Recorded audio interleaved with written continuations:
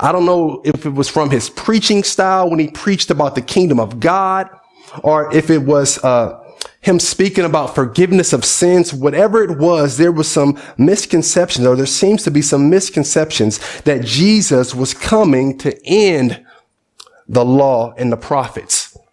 And what we first must understand, when he says the law and the prophets, that's an idiomatic expression to refer to the entire Old Testament. So idiomatic expression is kind of like me saying, it's raining cats and dogs, right? We understand it's not literally raining cats and dogs, right?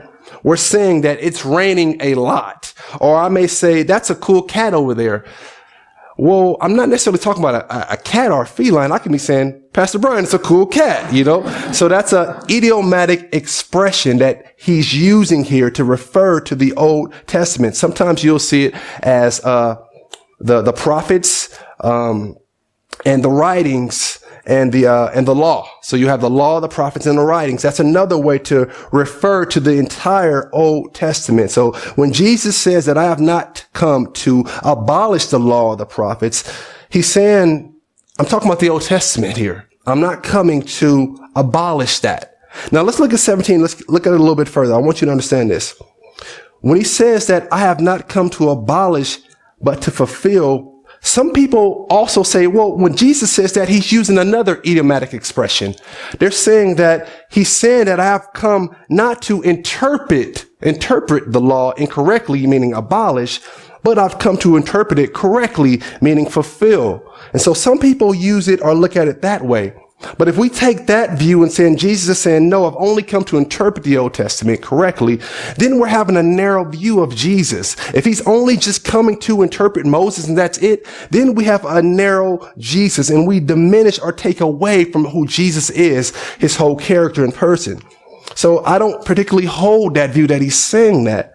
But from my understanding of the text, when Jesus says that I have not come to abolish the law and the prophets, he's saying I have not come to destroy it. I have not come to loosen it down, but I've actually come to fulfill it or complete it. See, in the text, the two words that are being contrasted here is the word abolish and fulfill. Those are the two words that's being contrasted. Those are the two words that Jesus is really speaking on and where all the confusion comes from. But those two words, you got to understand them in the context of which they are used. So this first word, to abolish, comes from the Greek word kataluo. Kataluo. It's the same word that Jesus uses in Matthew 24 when he's describing the destruction of the temple. So in Matthew 24, when he's describing the destruction of the temple, and he's talking about how not one stone is not going to be left upon another, that all will be torn down, that part where he says torn down, he's using the word kataluo, meaning to abolish or destroy. So that's how he's using it there.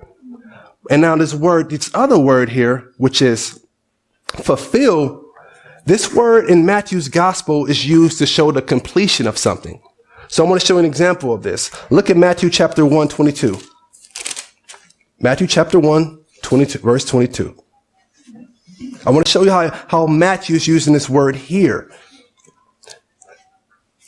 In Matthew 1:22, he says, and this is speaking about Jesus, when the angels coming and telling Joseph that his virgin wife is going to have a son. And look how he explains this in verse 22.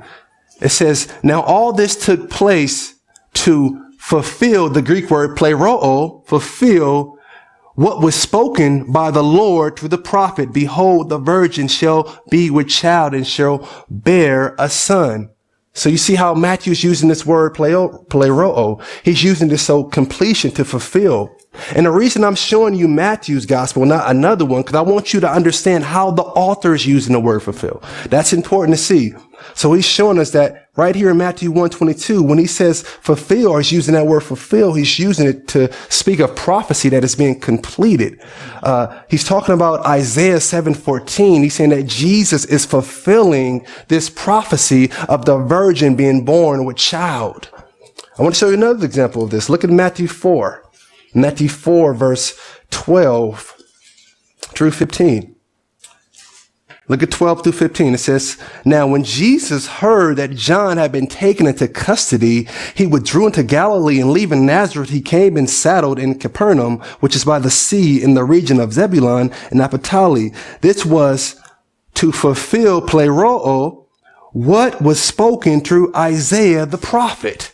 So you see how Matthew's using the same word again, to fulfill, to complete. He's saying that Jesus right here, coming to this region, he is light, and he's fulfilling Isaiah chapter 9, verse 1 and 2, when it's talking about him coming to this region and light coming to this place where there's darkness. So we see in Matthew's gospel, when he's using this word fulfill, he's using it to bring completion, and he's talking about the completion of the Old Testament text being fulfilled in the person of Jesus Christ. So in our main text, in Matthew 5, when Jesus says that I have not come to abolish the law of the prophets, I did not come to abolish, but to fulfill, he's saying, I've come to complete it. I'm coming to complete the law and the prophets. I'm coming to complete what was spoken of in the Old Testament.